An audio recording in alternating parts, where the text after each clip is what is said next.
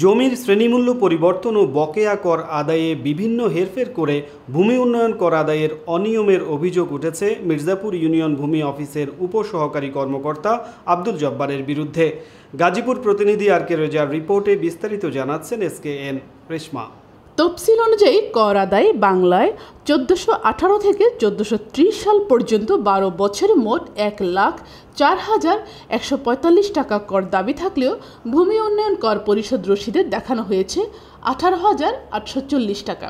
এতে 89,305 টাকা সরকারি কর ফাঁকি দেওয়ার তথ্য পাওয়া গেছে।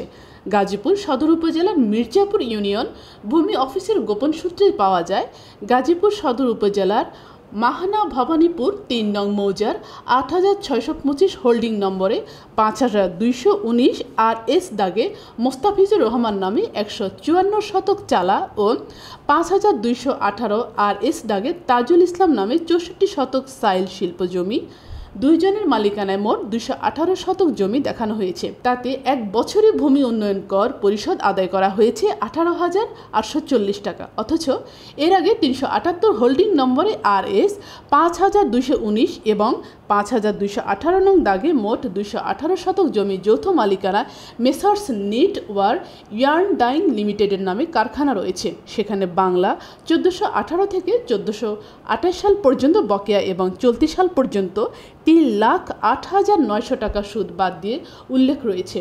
উল্লেখযোগ্য, সরকারি কর পরিষদের রেজিস্টার খাতা বা চালানোর কোনো তথ্য পাওয়া যায়নি এবং মির্জাপুর ইউনিয়ন ভূমি অফিসের উপসহকারী কর্মকর্তা আব্দুল জব্বার ক্ষমতার অপব্যবহার করে নিজেই জমির মালিকানা ও শ্রেণী পরিবর্তন করেছেন। সরকারি নিয়ম অনুযায়ী জমির শ্রেণী পরিবর্তন করতে হলে সহকারী কমিশনার বরাবর আবেদন করতে হয়। পরবর্তীতে যাচাই বাছাই করে শুনানির মাধ্যমে জমির শ্রেণী পরিবর্তন করা হয়। এদিকে সরেজমিনে গিয়ে দেখা যায় ওই জমির উপর messrs knitwear yarn dyeing limited নামে একটি কারখানা পরিত্যক্ত অবস্থায় রয়েছে। জানা যায়, কারখানাটি গত 16-17 বছর আগে প্রতিষ্ঠানটি নির্মাণ করা হয়।